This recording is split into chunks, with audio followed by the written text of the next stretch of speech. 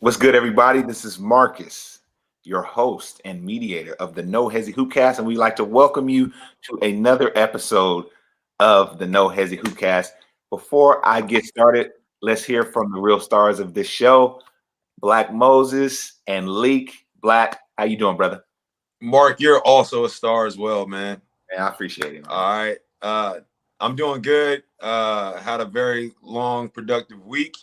I hope you guys are feeling good as well. Hope you guys are well rested and all that good stuff. Leak, how you doing? I'm good, man. I'm good, brother. Just hanging in there. Shout out to I like that muscle shirt you got on, Mark. I'm feeling I can see that growth and development. All right? Yeah, everything's good, man. Just looking forward to having a nice little show with the fellas. Absolutely. And we got a great show. So for all of those who are checking us out, thank you for checking out this live stream. And even for those who are watching the replay, do us a huge favor and don't forget to subscribe to the YouTube channel here and click the bell notification so you can be alerted every time we go live, and which will be every Monday. So we're going to get right into things, and we're going to start with last week's pick'ems. Let's see who won. Black, let's start with you, man. How many wins did you get from last week? Mark, if we can, man, I'd like to start with Leak on this one. All right, let's do it. Okay. Hey, shout out to Maestro 1906 said, Mark got the snug special on. Yeah. Is that a V-neck, Mark? It's a V-neck, you know what I'm saying? All a right. deep V. You know? All right. Enough about Mark and his R&B ways, all right? So, man, I ended up getting 7 out of 7 again, so 50-50. Ooh, okay. What about you? I got 7 out of 7 as well. Hey, we neck and neck right now. Man. So we're actually 1-1-2 now, right? No, we're 1-1-3. Yeah. We've tied the last 3 weeks. That's right. Yeah. And we've got to break this tie. Hey, what are the chances, man? What are the chances? Hey, I need my case of do. Skill, you know what I mean? So we're gonna have to break this at some point. Hey, for this next one too, man. Hey, the No Hesi community, put in the comments, who do you think is going to win next week? Pick them. Yeah. We gotta break this tie. Right. Well, great minds think alike, so that's the cool part about it. But yeah, hopefully we can break this tie next week. Shout out to everybody, Skip being on, and we got Ramon in here, Maestro, man. Appreciate y'all. So let's move on, to a little game I like to call Le GM. We're gonna play GM. We're gonna take some of the bottom teams, and I'm gonna have the fellas pick what team that they see potential in, one, and then we're gonna go a little deeper with these teams, and we're going to ask them some other questions about these teams. So the first question is, which team is best set up for success moving forward? Leak, let's start with you on this one, man. Oh man, that's a tough one. Whenever we're talking about the best team set up moving forward, I would look at the assets that they already have. We are looking at the Tankathon list, so these are the teams that have the best chances of getting the number 1 pick and so on from up there. But I like, to me, the best asset that any of these Purg team has is LaMelo. So I've got to, I don't see them necessarily on here, but they're definitely a Purg situation. And, I would, if I can't choose them, because I know we got a segment kind of dealing with them, I'm honestly going to say that the Kings are set up pretty nice with Halliburton and Fox, and then Buddy as a movable asset. I'm going to go with the Kings as far as the non-Charlotte on the list. Okay. I would say if we're keeping with that same philosophy as far as assets are concerned, I would have to say Oklahoma. Just because they got so many draft picks for like the next 10 years or something like that. Hinkie did a great job of getting assets. in return for losing, Russell Westbrook and things of that nature. So I'd say they're probably, if I'm a GM, they're the most enticing. If I had to pick someone outside of OKC, though, just to get a little risque, I would probably say the Knicks. I like that. I say the Knicks. Definitely risque. Yeah, absolutely. So let me ask you guys this, and if it's the same team, that's fine. But if it's different, that's fine. If you were the GM, which of those teams would you want to be the general manager over? Would it be the same teams or different teams? Oh man, now that's tough because you know what? Yeah, I'd turn Sack around. I'll turn Sack around. I'd take on that tough, that disgraceful, that nasty, dirty job of turning Sack around. I'd do it. What about you, Black? I would stay with the Knicks, just because if you turn that franchise around, you're a GOAT, right? Like, you're pretty much GOATed in one of the biggest markets in basketball, in sports, period. But basketball needs New York to be good. Yeah. And we're not talking about Brooklyn in this case, we're talking about the Knicks. So I would take that on. Why not? I think we would both be goated in those situations just because of how bad Sack has been, right, over the past, damn near 2 decades. Yeah. And then also how bad the Knicks have been in the presence that they have around the league and in sports. I think you know what? Holla at us, Sack in New York. Holla at us. Right. Okay? Send that kite, man. Send that kite with the offer, man. As long as Dolan stayed out of my way. You know what I'm saying? Because that's the one problem, right? Dolan and Vivek, right? So let me ask y'all this. Which team are you staying away from that same list? So which team you like, hey, they're just a Purg team forever? Black, we'll start with you. Man, I would say on this list, I would probably stay away from Orlando. Just because I feel like Orlando, no matter like how many moves are made in the foreseeable future, they're gonna still be like right at the end of the playoffs, like on the cusp. And I feel like you can't really get better that way. You know what I mean? Like, you're just perpetually going to be on the outside looking in. And even if you make the playoffs, you're a first round exit.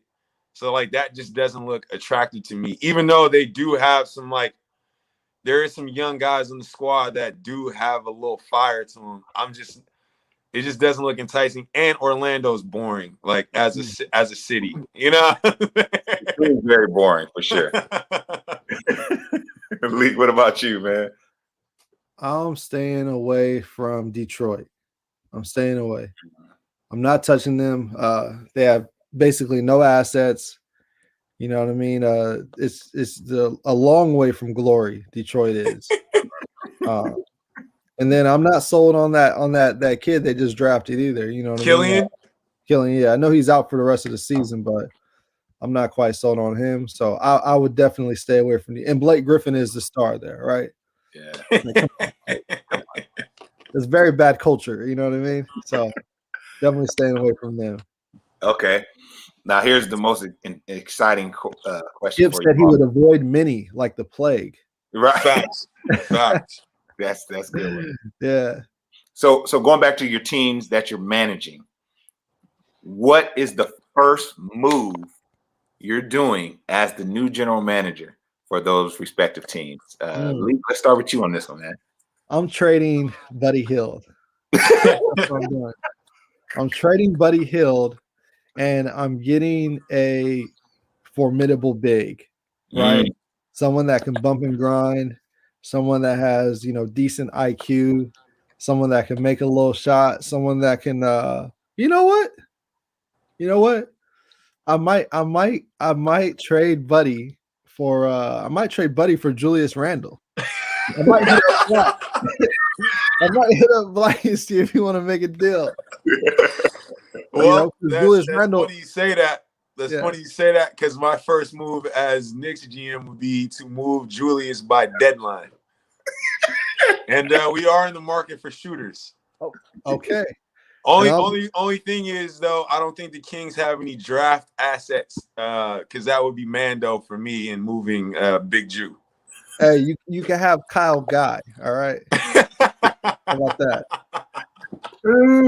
Yeah, because I'm looking at the Kings like, yo, y'all need an enforcer, right? And not like Hassan Whiteside enforcer. Like I mean like somebody who's actually on the floor, right? You know what I mean? Y'all need an enforcer. Y'all need somebody who's gonna make other teams afraid, you know what I mean, to basically bump and grind. And you need somebody for that actually can put a hip on Zion Williamson, right? That's so yeah, I'm taking the first Zion, right? I'm taking that prototype Zion, that Adam Zion, right? And I'm moving Buddy Hill for Drew Randall. All right, Black. Did you want to elaborate on your pick or on your move? Well, I would like a scorer shooter of Buddy's ilk. But also I don't want Buddy chucking so much to where guys like RJ Barrett can't develop and progress. So I would need somebody a little bit more docile in that regard, along the vein of like a Joe Harris type, you know, if that's available out there. I definitely need to do some more homework, some more scouting on who I could pick up. But Big Drew would definitely be on his way out, just so we can reset the timeline and kind of build around what young core we're creating right now. Last thing Zion Williamson needs is more hip on him, right? Excuse me, fellas. I'm plugging in my charger real quick. Yep. Okay. No, I'm definitely curious because he says he wants like less. What role does RJ Barrett have moving forward? That's for Black when he comes back. Yeah. Because you know I've never been a fan of RJ Barrett. Nah. Looking like Cable Guy. Looking like Home Improvement. Hey, but what role do you see RJ Barrett having on that team moving forward? Because it sounds like you're framing him as some type of centerpiece in that picture, right? Well, I mean, I see RJ Barrett being a late playmaker, I guess you could say. Like your Harden type, archetype, where he pretty much is running your point, but he's also a combo in a sense. You know what I'm saying? Now, obviously, he's had shooting troubles up to this point, so I would definitely want to give him options to pass out of situations where you know he can't make a play for himself. But yeah, I guess that's where I see him kind of being like you're a bigger point body, I guess. Now, if you are gonna have RJ playing that role, wouldn't he need some type of like Chuck Slinger? You know what I mean, running around the perimeter like before. You know what I mean? Yeah, I agree that would be what we would want to go for. Well, the only reason why I say no, that's why I'm offering you Buddy Hill, right? The only reason why I say no to Buddy is because he dribbles a slightly too. Like I feel like he wouldn't accept the role. You know what I mean? Right. He'd want to chuck out of the role. I feel like Buddy, how much Buddy dribbles the ball is like it's just good enough for how much RJ should not dribble the ball. You know? Yo, hey, I've been seeing a lot of hate for RJ Barrett too, man. Skip is not the only one that doesn't like RJ Barrett. Is RJ a 6-man, Black? Is he a 6-man or? I wouldn't have him as a 6-man. Oh, okay. All right. Yeah. I don't know, man. I'm not a huge fan. What you think, Mark? The Maple. He says his nickname is the Maple Mamba. You know what I mean? We're gonna put that to the test. Put that on the bench, huh? What you think, Mark? Nah, you know, I think it was just so much hype surrounding RJ that he hasn't lived up to that. But he's a solid player, man. But just being connected with Zion so closely, you thought more of him. I think in everyone's mind's eye, as they say, he thought, hey, he's going. So RJ had his own pace. He lightweight at his own pace with it, right? Right. So, fellas, we're gonna move on to our next segment here. But before we do, man, I just want to do some more housekeeping, man, and remind everybody to click the subscribe button, click the bell notification if you haven't already. And for those who are watching, if you can, man, share this. Share this with somebody who loves hoops like you do. All right, y'all. It's time to talk about LaMelo. We don't talk about him enough on this pod. Exactly. Not at all. So, does Charlotte need to start LaMelo Ball? It's as simple as that. That's the best way I can phrase the question. I'm just gonna let you guys go. Black, I'm gonna start with you on this one. What do you think? I'm gonna open up the floor to Leak. I know that Leak is closely tied to the goings on in Charlotte, so I want to give him the opportunity to elaborate. Yeah, I've got my sources down on the ground in Raleigh, which is about 45 minutes outside of Charlotte. It's a lot of talk going on about James Borrego and his job, and if he will have that after All-Star break or next season, But I definitely think there's some type of headbutting going on, or I'll say it's going on, and it'll become more and more apparent as the season goes on.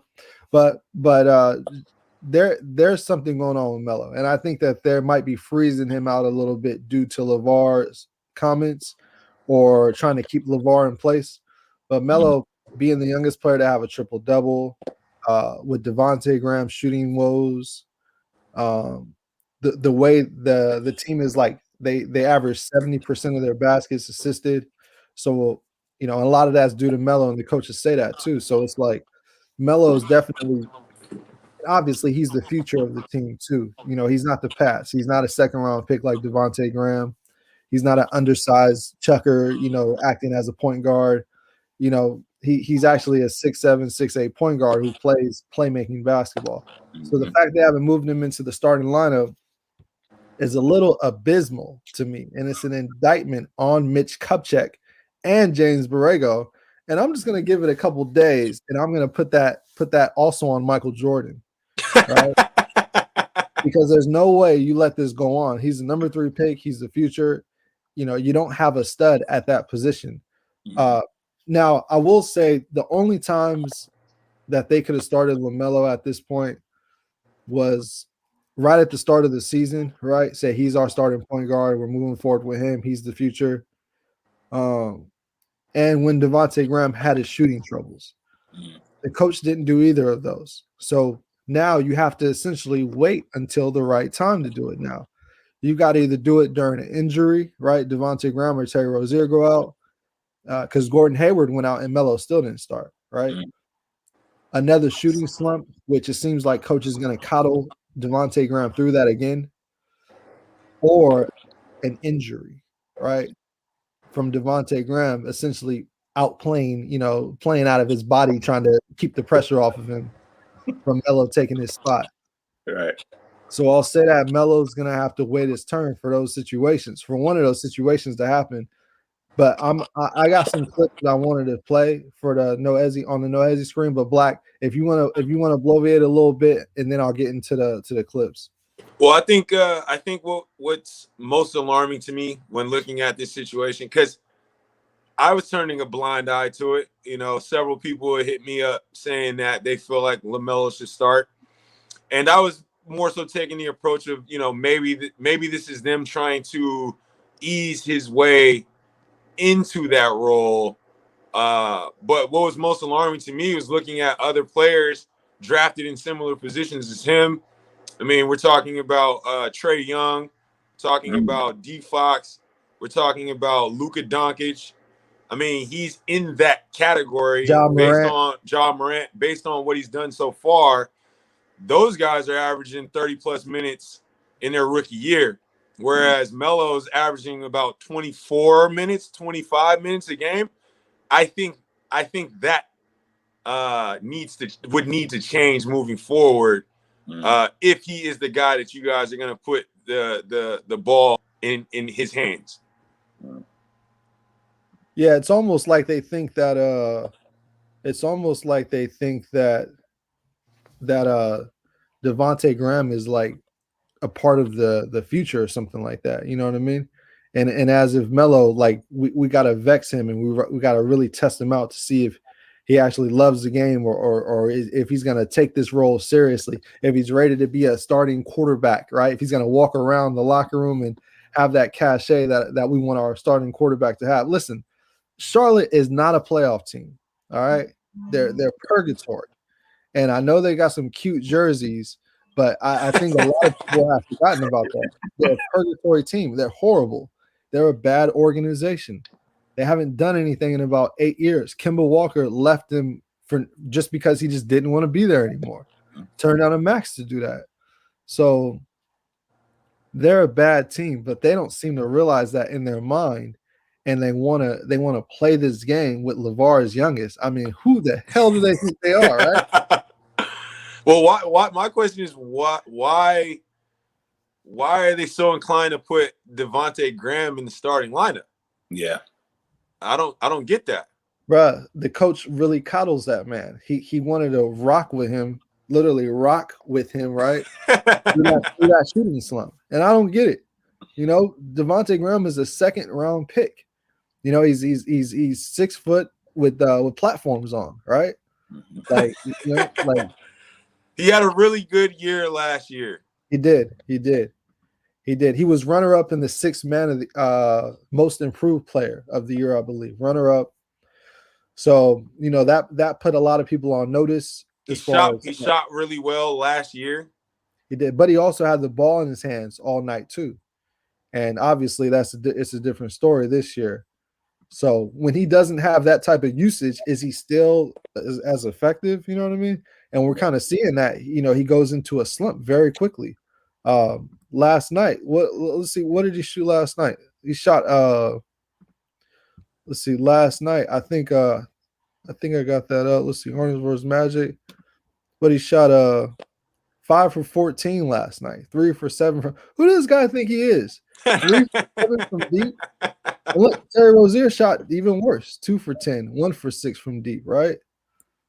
The chucker numbers. How many does it have free throw? Look, at least Terry Rozier got to, at least no, that was they both Gordon Hayward. Gordon Hayward got to the line. They both got to the line 2 and 3 free throw attempts, dog.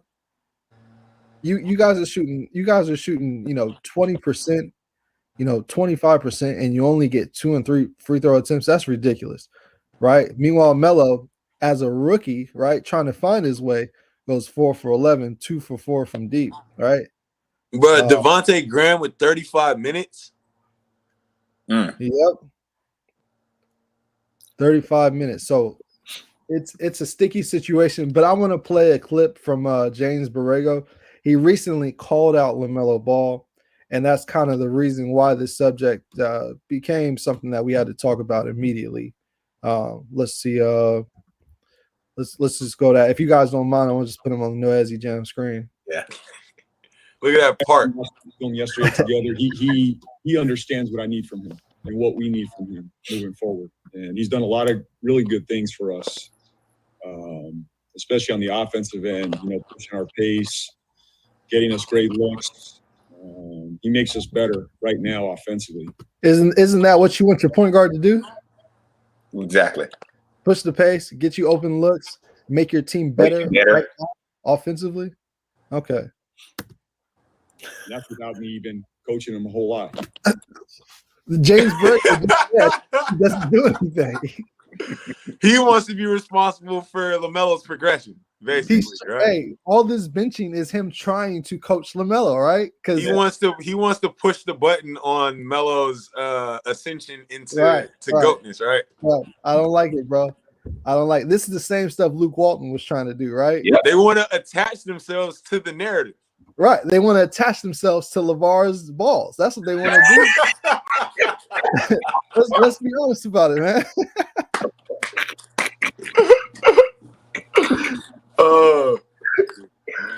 Make things happen offensively. Has this knack to make things happen offensively. But to win in the NBA, he's got a knack for making things happen offensively. All right. I'm just touching on those main points that he's saying. Yeah. These are all the things that you would want from your point guard, especially he's talking about a rookie. You know what I mean? All right, let's see. What's the issue, Borrego? Yeah, you got to be solid in the fourth quarter. You got to be solid in situational moments. How do you learn those things, right? By playing in the fourth quarter and playing in situational moments, right? Right. That if you want to attach yourself to LeVar's ball, James Borrego, you put him in the fourth quarter and in those moments, and you let him make those mistakes, and you pray that he rises out of it so you can be attached to him, right? Mm-hmm. And those are areas of growth for him. You know, he's been going 100 miles an hour, and he's trying to make plays every single time he touches it, which is great. I love the mentality. That's what makes him special. But there's moments. Yeah. So he peep that look away though. Peep that look away. Yeah. Special, but there's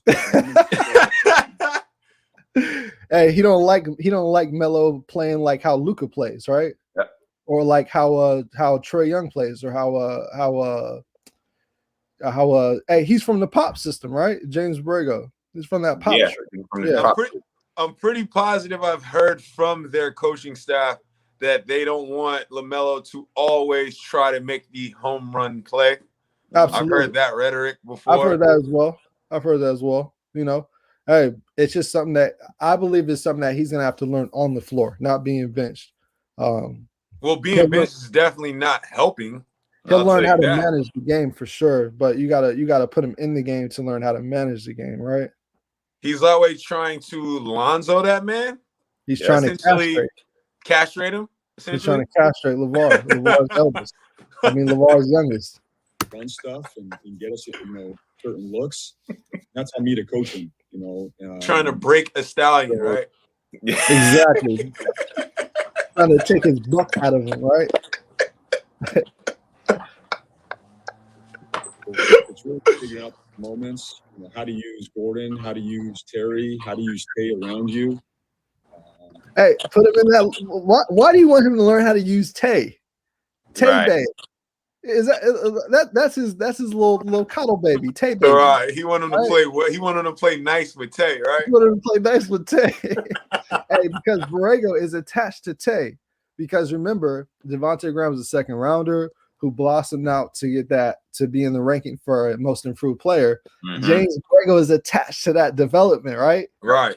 That's a part of his resume now. That's a part of his resume. So if he just throws Tay Bay to the back, right, and puts in Melo, then he essentially he's throwing his work in the trash, right? Throwing his work in the trash, right. Hey, lightweight Borrego's got a baby, right? But see, Devontae could still be useful to Charlotte coming off the bench, right? Right, absolutely. He can still get 30 minutes a game and be effective on the second unit. He doesn't have to start in order for LaMelo to get the development he needs in order to be the star of the team, right? I think Devontae is even better suited as a sixth man, just overall, right? Right. And everything. Yeah, right. He could be like a Lou Will, but more of a playmaking version of that. You know what I mean? Right. A little playmaking with it. But yeah, let's let this dude continue hanging himself. Hold on.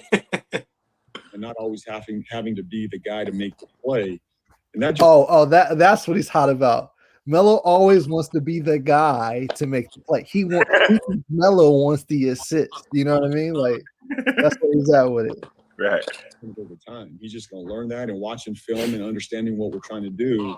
That's part of his growth and development. I guarantee you, 6 months from now, he'll be a lot better. And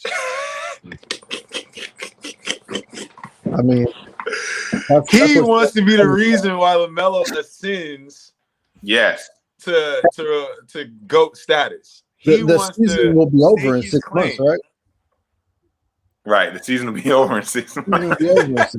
What is this guy talking about? What'd you say, Black? My fault. I was just saying he wants to stake his claim in the LaMelo legacy. He wants to be a part of that conversation.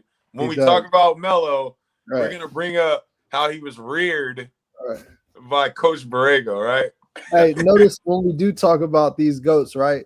We usually never talk about their first coach, right? Especially if they're coming into a Purg situation. Yeah. Like, yeah. So I mean, this dude, he's already in a bad situation, but he's trying to make it worse. Yeah. You know, that's a really positive thing for us. So, and then defensively, a lot of it, Rod's defensively, what I need out of him. You know, just check the mannerisms, bro. Look how he just dismisses this guy. I mean, I'm not saying Melo's a great defender, but I think he's top 15 in steals in the whole league too. But look at this guy's mannerisms. Positive thing for us. So, and then defensively, a lot of it, Rod's defensively, what I need out of him. You know, just his weak side help, where he needs to be, our rotations. He's got a knack to rebound. I like that. He's got a knack to make plays with his hands and be in passing lanes. But every game is so different, Rod, as you know. Like, just because he looks okay one game because it's a certain coverage and it's clean doesn't mean the next game, you know, it's different. The league is different. You have to adapt and you have to learn personnel. You have to learn tendencies. You have to learn different sets. And we're throwing a ton at this guy. He lightweight criticizes IQ a little bit, right? Mm-hmm. I'll put it this way, man. I haven't heard, like, out of the last slew of good rookies we've seen, I haven't heard any of those guys be chastised in this manner by their coach. I'm going to say that. Right. And you guys can correct me if I'm wrong, but I haven't heard anybody get at Luka like this.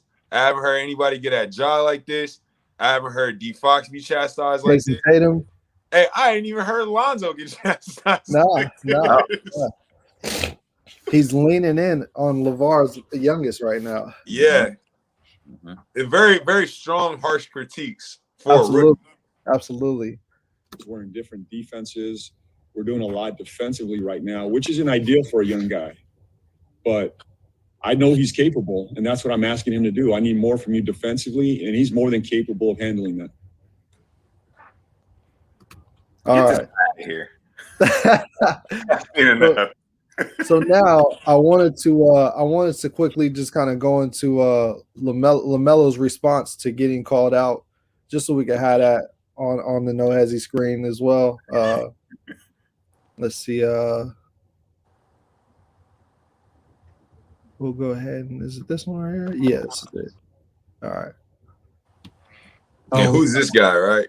Like, these are the talking heads that are writing these stories, right? Yeah. Facts. This guy never touched the basketball a day. Facts. Barrett coming out the podcast. Hey, LaMelo, hope you're doing well. 15, 16 games into your NBA career now, just kind of your assessment of how things have been going, maybe from the start of the season to now, what's been working and how you feel thus far. I feel great, but I feel like we just still figuring out some things, just trying to get our identity a little more. AKA, we're still figuring out how to use me and to make me our identity, right? Yeah. Yeah, I think we know the turnovers and stuff as a team last night was kind of the, one of the bigger reasons why you guys weren't able to get a win. Chalk it up it all to the layoff. Was it just kind of being out of rhythm? Was it stuff they were doing, you guys were doing? Yeah, I feel like it could be all those things, but I mean, at the end of the day, we just gotta come ready to play a little more. Rick Bonnell. LaMelo, how specifically do you think you've played the last few games? Last few games, I don't think I've been doing really well. So, yeah, I'm going to try to amp it up a little next game. What do you think has been a problem of late? Pretty much just rushing, That's pretty much the main thing I see, rushing a lot of stuff. Just little things. Are you surprised you are not starting at this point? This is a crucial question, guys, right? I mean, we're going to get a lot from this answer right here, right? Yeah. Let's see what he's got to say.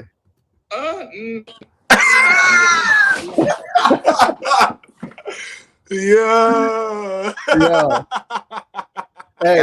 Hey, his body went into a flux, didn't it? Right. His whole demeanor switched up when he was asking, all right? I mean, no. It's basketball. I mean, it's a whole chemistry. I mean, I'm coming in. It's not something I've been here for like. Hey, Lee. Hey, that was a full Hesi, right? That was Yeah,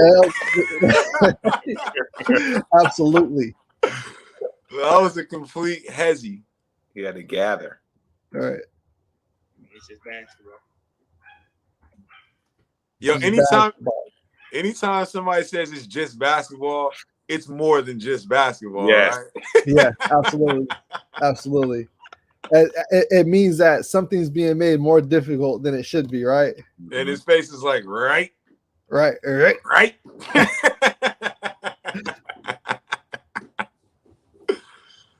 LaMelo, Danny Thompson with a three-point conversion. Coach Borrego says he spent a lot of time with you, especially watching film.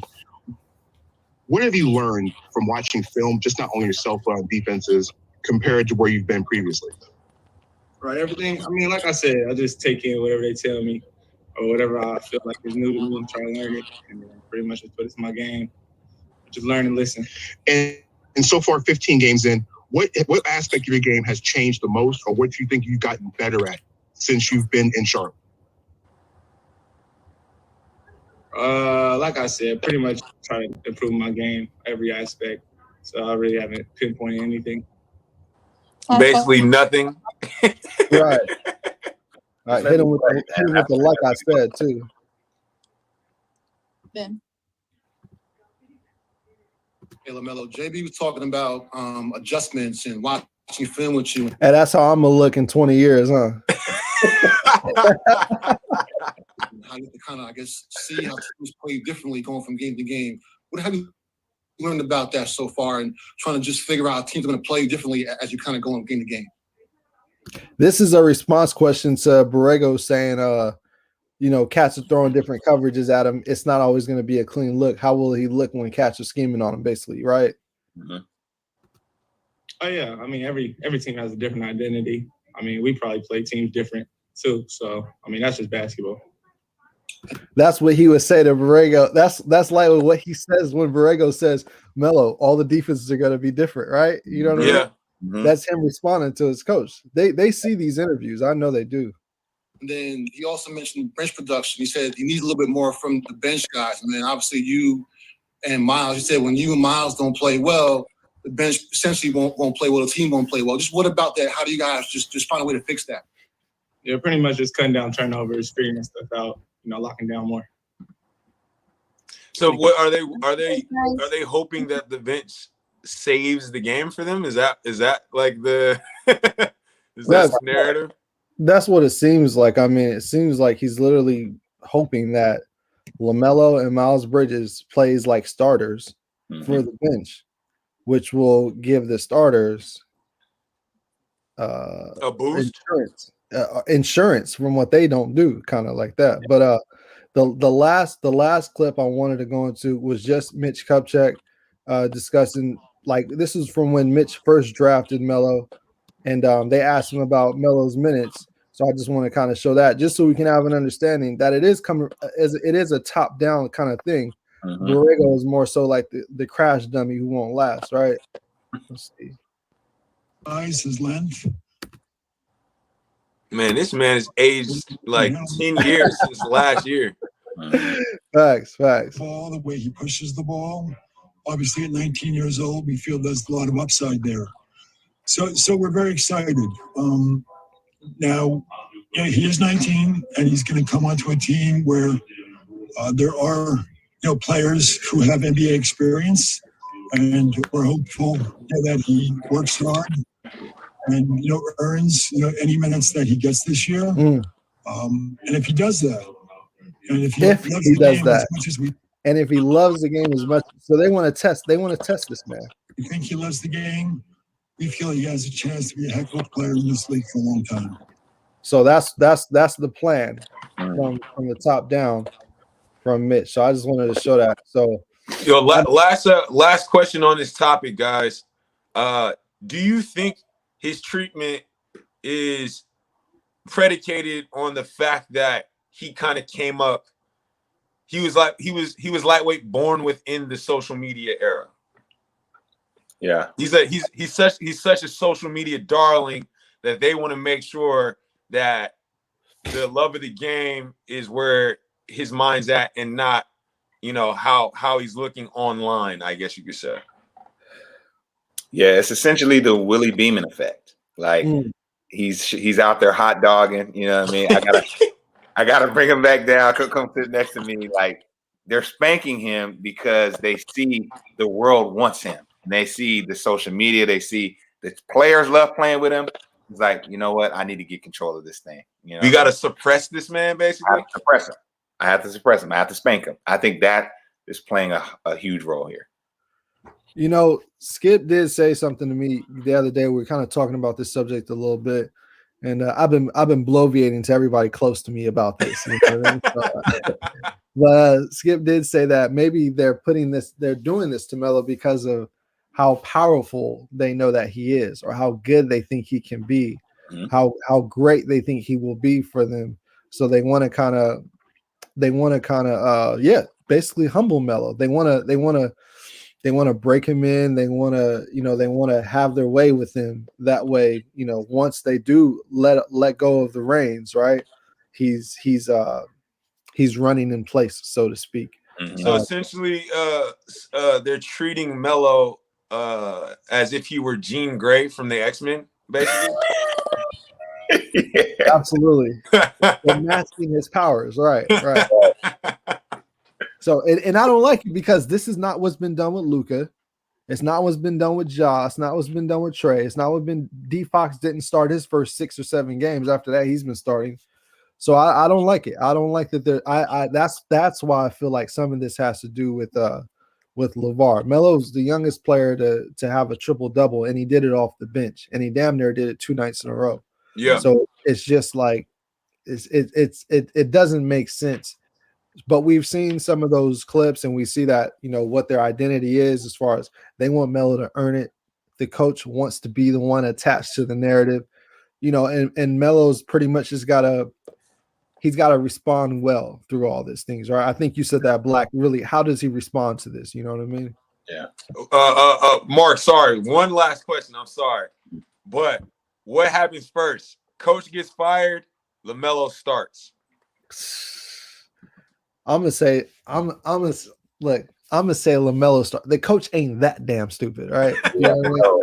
I'm gonna say LaMelo starts. And if that doesn't happen, then Michael Jordan's got to make a move, maybe even get Mitch out of there, because if that's how that's disgusting to look at your future point guard and your top 3 pick like that. Like, yeah, you want him to earn it, but I mean, all he has to do is be there every day, giving his effort, right? You know what I mean? And then go out on the court and do what he does. He's literally done that. But you've been coddling Devontae Graham.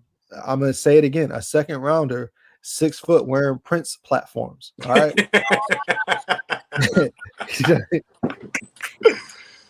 Yeah, we definitely gonna have to keep our eyes on this story, man. I'm sure there's gonna be a lot more to come out of Charlotte as we go through the season.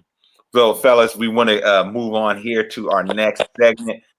We're addressing some OG hate, as I like to call it. This crazy. Yeah, man. We've had some stories, man. One that sticks out is Shaquille O'Neal, I guess, giving so-called words of encouragement to Donovan Mitchell. Let's run the clip, Lee. Yeah, man. I have Spider Mitchell, who has put the headset on and is joining us now. He has no clue what he's in for right now, right? No clue. From Salt Lake City. Spider, thanks a lot for joining us. And look, this is a pretty impressive early season resume for your team. 7 straight wins, 11-4 record. You're one of 3 teams that rank in the top 10 in both offensive and defensive efficiency. What's the major factor for the success early on? I think the first thing, is chemistry. I think it starts with what we do in the locker room. We didn't start the season off great, and we kind of looked at ourselves in the mirror and it's just like, how are we going to get better? How are we going to do things? And our offense was kind of dictating our whole entire game. If we didn't hit shots, we weren't doing anything. So we picked it up on the defensive end, and then when the shots fall, it makes it even better. And even if the shots don't fall, we're still out there guarding and doing our thing. Father, there's the shot. I said tonight that you are one of my favorite. you see hey, he saw his opponent enter the chat. You are one of my favorite players, but you don't have what it takes to get to the next level. I said it on purpose. I wanted you to hear it. What do you have to say about that? All right. That's it. That's it. That's it. You heard Shaq double down? That's it. I mean, what was he hoping to accomplish by saying that? Hey, Malik, man, I just want to let you know I don't like you very much. I just wanted you to hear from me. Okay, like where do I you know what I mean? How's that? Especially after we just got the dub. Right. And I balled out. Right. And I got the 3 seed in the West, right? You still got hate? Yeah. But you know what? Go ahead, Lee. I think he wanted clout. I think Shaq wanted to put himself in that place to be viral again, basically, right? And these guys literally want to be no Hesi. Yes. Right. So let's talk about that, fellas, because we're basketball lovers and connoisseurs of the sport. We didn't play the game, so it's a little bit easier for us to really tell it like it is. Do you think the players should be doing that same thing, or do you think the OG players who are now analysts should really take that in consideration? Like, hey, you know what? What do you guys think about how they're coming at these young players? Black, I'm gonna let you blow it first, Black. Yeah, I think that's the line, right? It's becoming skewed because I think there are more ex-athlete talking heads than there's ever been, and a lot of these ex-athlete talking heads were considered GOATs in their era, right? So there's a fine line between the critique of someone's play from an honest perspective and motivation and hate. And I think now we're starting to verge on hate, partly because that's the way sports media is broadcast now, is sensationalized topics meant to get clicks, meant to create quote unquote hot takes. And now the athletes are getting involved on this, and they want to be a part of the viral movement. They want to get clicks. They want to get views for their own brand. So now they've resorted to hate takes, right? Right. And we see that firsthand here with Shaq. Yeah. It's like, these guys don't want to be little bro, man. You know what I mean? Like, and it's a situation where Shaq, if you really have motivation for Donovan Mitchell, you can call him. You know what I mean? I'm sure Donovan Mitchell would be glad to have the conversation via phone with you about what he needs to do to get better. But for you to basically put it out there publicly in order to gain some type of reaction, I think that's where we get into the hate category. Yeah. We're seeing pushback from the players. They don't like this, obviously, right? Absolutely. They didn't like the players don't like it, but they really didn't like. Everybody rocks with Donnie Mitch, right? Yes. He's essentially like a Hoop Marvel character, right? You know what I mean? Like, he's not threatening at all. You know what I mean? He's got good powers. He puts on a show. You know what I mean? The kids love him. He's mild-mannered, right? He's mild-mannered. I weigh miles in the road. Exactly. Right. So I think that was the last straw for the GOATs. They were like, all right, you're coming at the calmest of us, right? The most respectful of us. You're gonna disrespect him. Now the line's been drawn. The line's been crossed. I mean, right? Yeah. Let's see. And also, sorry to cut you, Leak, but no, you good. Shaq making the statements that he made. Like, where's the construction? You know what I'm saying? Let's look at that comment again. That's true, because let's look. What is the criticism, right? That's the question. Like, what is the criticism? Tonight that you are one of my favorite players, but so he said you're one of my favorite players, right? You don't have what it takes to get to the next level. I said it on purpose. You don't have what it takes to get to the next level. Now, so what does it take? Listen. Donovan Mitchell, He's been an excellent player since he's been in the league. He's been a really good player. He's one of the best players from that draft class, which everybody considers stacked. I mean, he should have been picked second instead of Alonzo, right? How old is Donovan Mitchell? That's a good question. Let's see real quick. 24 maybe. Donovan Mitchell. So he is 24. 24, yep. Like I'd like to see a stat by stat comparison of Shaq year 3 or 4, and Donovan Mitchell year 3 or 4. Yeah. Hey, Donovan Mitchell has been a 20-point per game scorer since he stepped into the league from day one. And he's went from 20 to 23 to 24, and now he's at 24.3.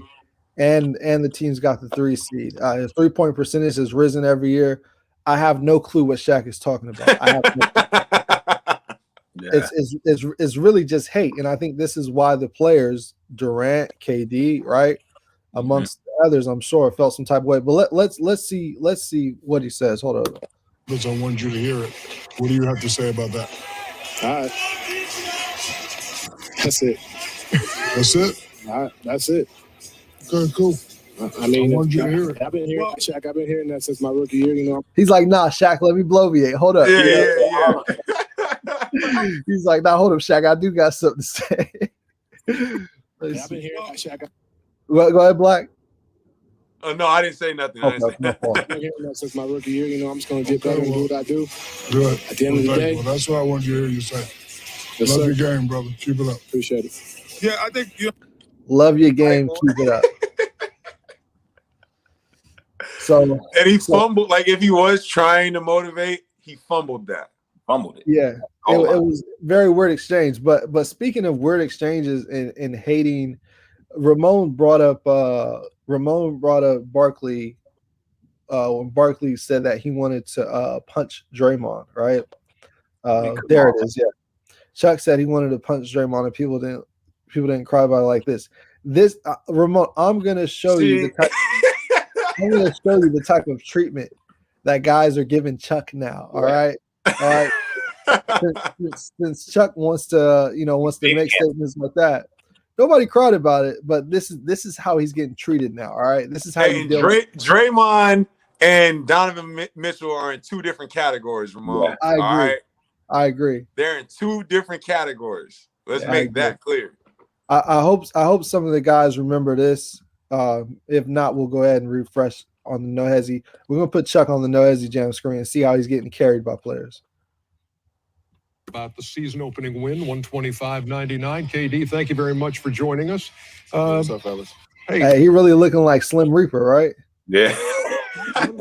61 days it has been. You said it was going to be rusty, Ernie. That's what You see, as soon as Charles' voice comes in, Katie looks up with alert. Watch this. Look.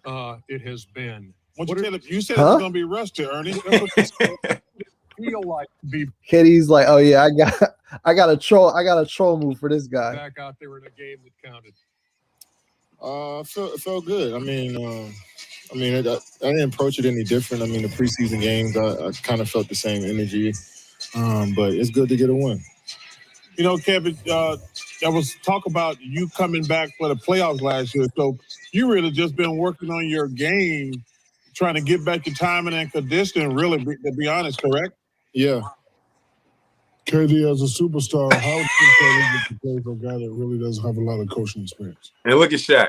Look at this clown. Like a big clown. Basketball experience, and I think that that bodes well for our team and our whole coaching staff. Been in the league for decades, and guys that played in the league, guys that coached in the league for a long time. So just having that knowledge for the game is good. And then, walking the sidelines, he'll get used to that over time. But, he's done a great job so far. Kevin, you've been on championship teams. You've been in the NBA Finals. So he gave Shaq a little something, right? He elaborated with Shaq.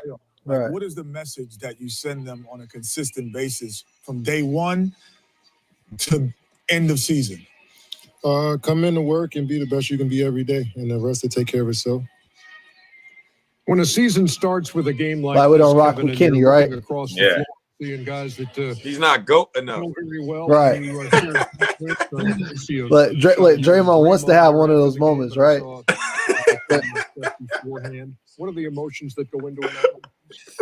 And also, too, I believe Steph, KD, some guys came out when Chuck said those comments. Some guys came out in reaction to that. So, Ramon, I hear where you're coming from as a Golden State Warrior fan. You want the reaction to be as big, but Donovan Mitchell, as we said, is extremely humble, mild-mannered, and just seems like an all-around good guy out there, as opposed to Draymond Green, who hoops like a supervillain, essentially, right?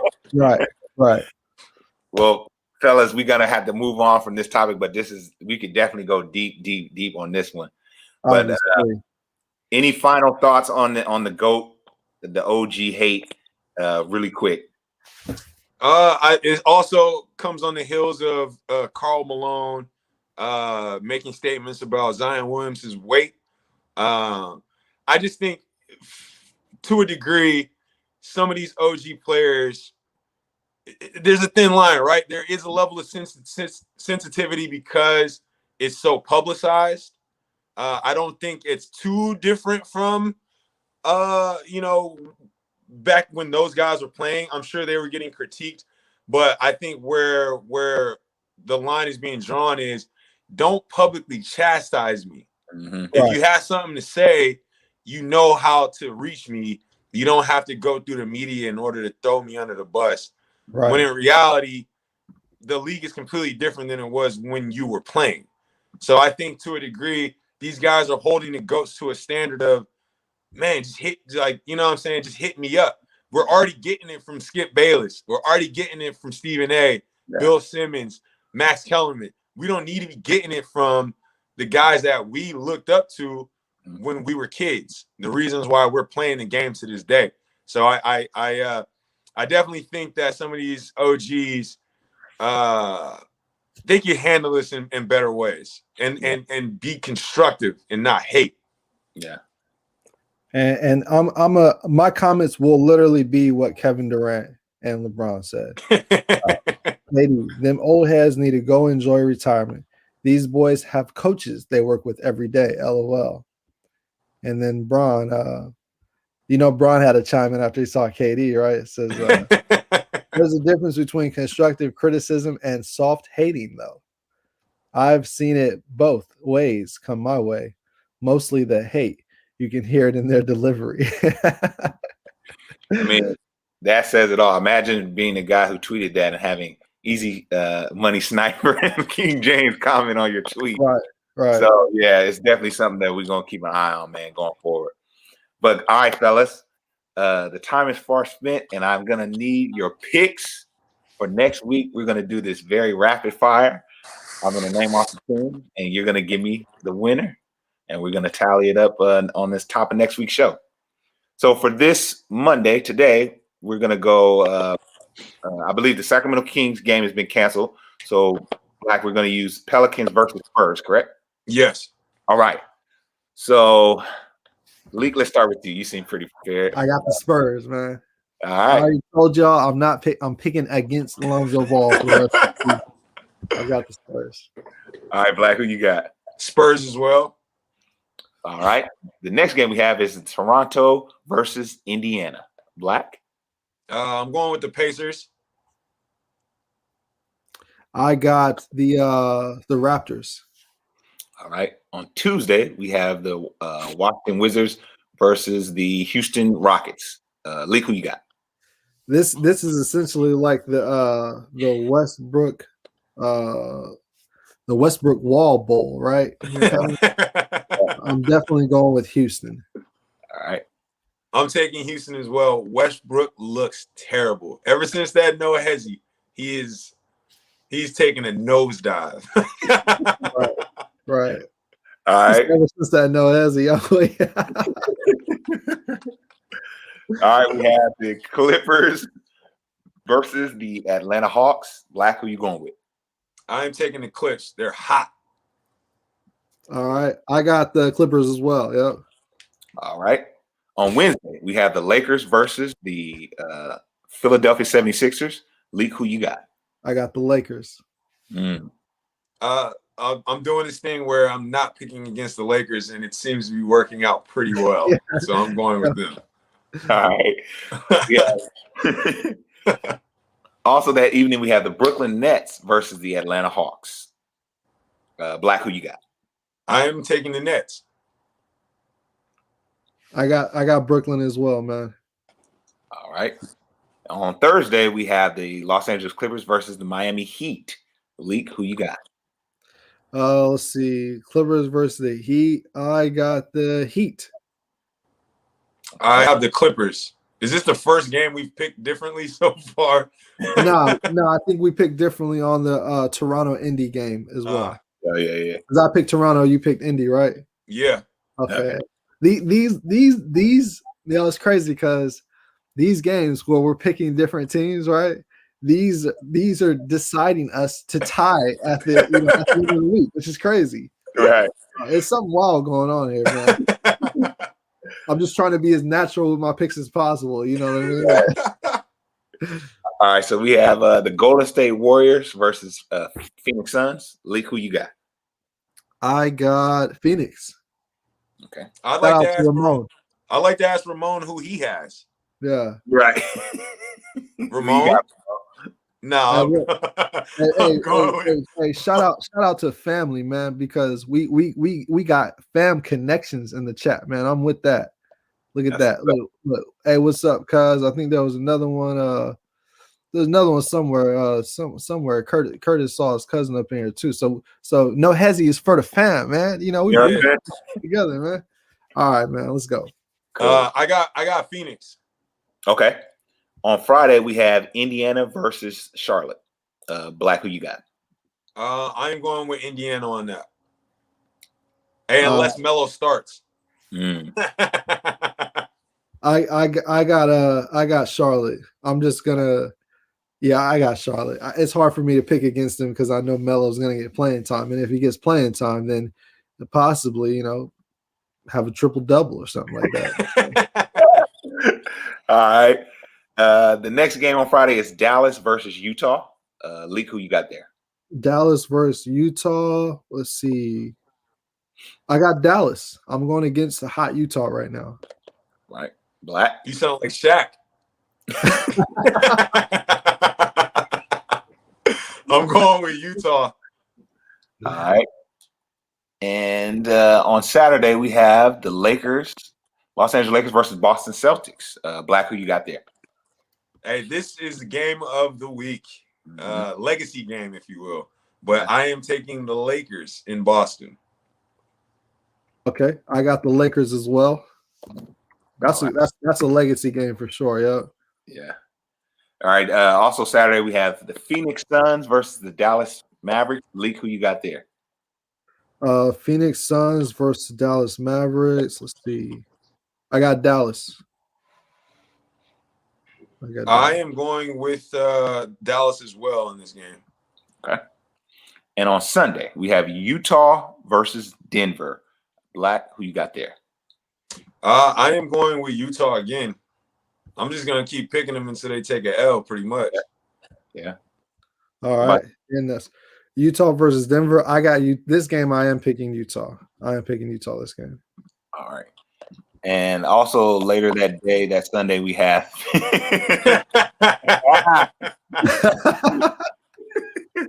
we have Phoenix versus Indiana.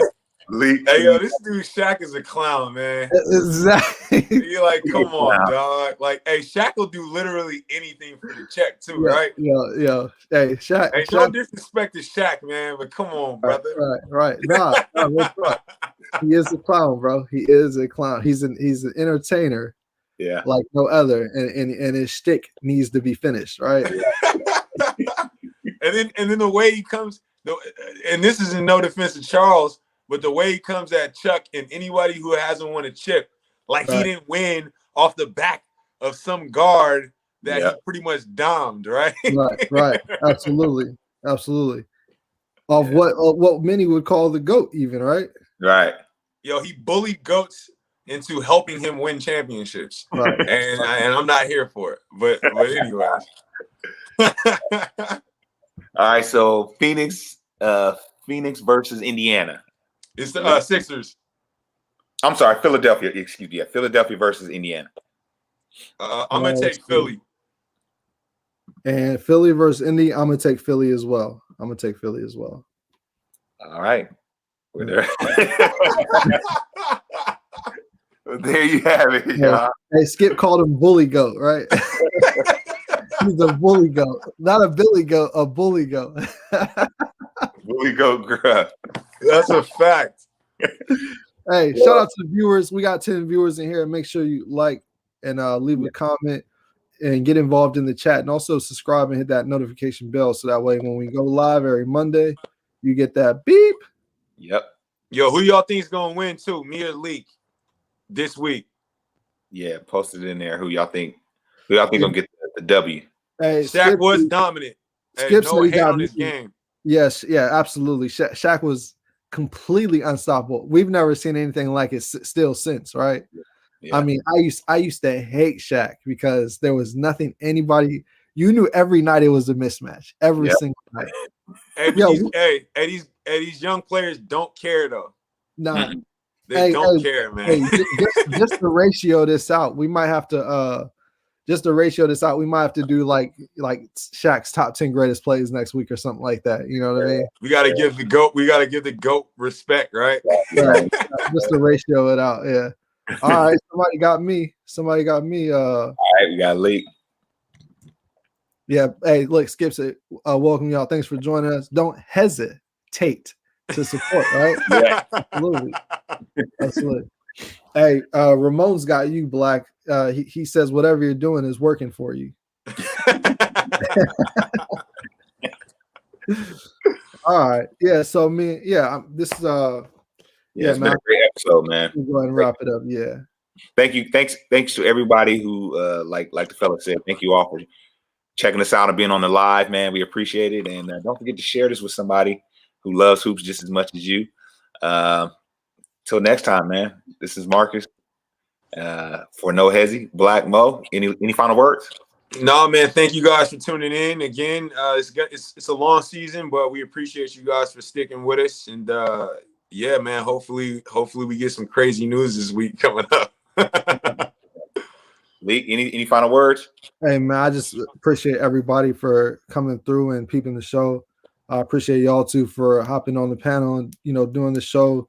And hopefully we're making somebody's day go by a little smoother. Maybe a truck driver go by a little smoother or something like that. You know what I mean? I know I like listening to kind of hoop content when I'm washing dishes or stuff like that. So hopefully this is playing a part for somebody out there, man. But yeah, I appreciate everybody tuning in. Yeah, absolutely. So till next time, I'll let y'all later. Peace.